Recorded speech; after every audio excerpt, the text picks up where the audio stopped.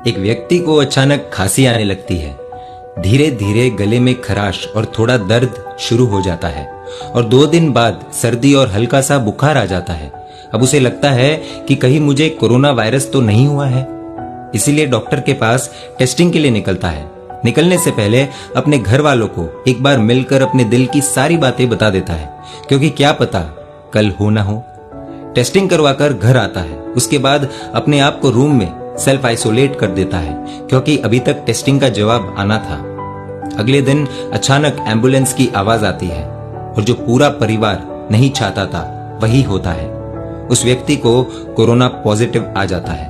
पूरा घर उस व्यक्ति पर ही निर्भर था, इसलिए उसे इस बात का दुख नहीं था कि उसे कुछ हो गया तो क्या होगा, बल्कि उसे इस बात का दुख हो रहा था कि यदि उसे कुछ हो गया तो परिवार की देखरेख कौन करेगा।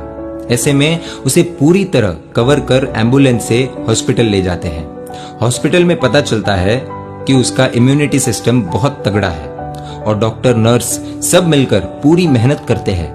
उस व्यक्ति की रोज वीडियो कॉल पर घर वालों से बात होना, हिम्मत बढ़ाए ऐसी फिल्में दिखाना, चौतरफा इलाज होता है। अंत में ठीक 9 दिन बाद डॉक्टर फिर से टेस्टिंग करते हैं और शायद ऊपर वाला घर वालों की सुन लेता है। इस बार टेस्ट में कोरोना नेगेटिव आता है। सभी को नमन करते हुए हॉस्पिटल से निकलता है व्यक्ति। डॉक्टरों को खास धन्यवाद करते हुए कहता है कि आपने सिर्फ मुझे नहीं, मेरे परिवार को बचा लिया है। डॉक्टरों के भी आंखों में आंसू थे। जैसे कि हम सभी को पता है कि कोरोना में सबसे ज्यादा खर्चा तो वेंटिलेटर का ही आता है, तो डॉक्टर ने उस व्यक्ति के हाथों में बिल थमा दिया। बिल का अमाउंट था 25,000 रुपए। वह व्यक्ति जोर जोर से रोने लगा।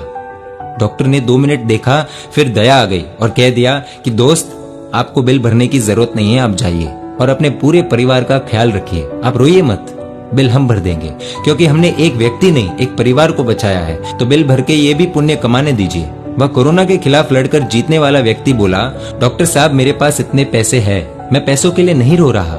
सारे डॉक्टर चौंक गए और पूछा, तो क्यों रो रहे हो भाई? वह व्यक्ति ने जवाब में कुछ ऐसा कहा कि पूरे माहौल में सन्नाटा सा छा गया। वहां पर जितने भी लोग मौजूद थे और इस चर्चा को सुन रहे थे, सबके सब हैरान रह गए।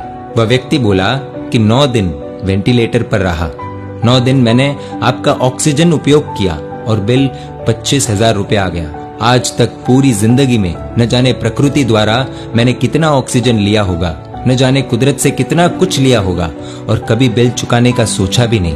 प्रकृति तो भगवान का ही रूप है और भगवान ने न कभी बिल थमाया और न ही मैंने भगवान को इस जिंदगी के बदले कुछ दिया। न ही कभी पेड़ पौधे लगाए, न ही कभी प्रदूषण कम करने के लिए कोई पहल की, न ही कभी प्रकृति के हित में सोचा और न ही सोचने का समय निकाला। सब के सब चुप, क्योंकि ये सारी बातें उन डॉक्टरों पर ही नहीं बल्कि हम सब पर भी लागू होती है। उस वक्त उस व्यक्ति ने प्रण लिया कि हर साल कम से कम 9 पौधे लगाऊंगा और प्रदूषण कम करने की पूरी कोशिश करूंगा। उस व्यक्ति के इस प्रण को देखकर डॉक्टरों ने और वहां मौजूद जितने भी लोग थे, उन्होंने भी वही प्रण लिया।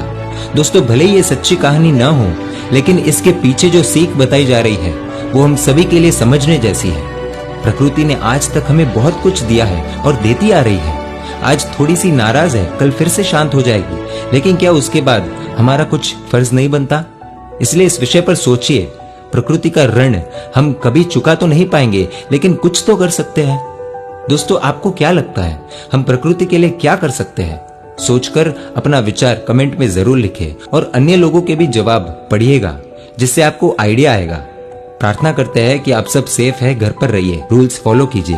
वीडियो पसंद आया हो तो शेयर जरूर कीजिएगा और ऐसी कहानियों के लिए emotional video stories page like कर दीजिए।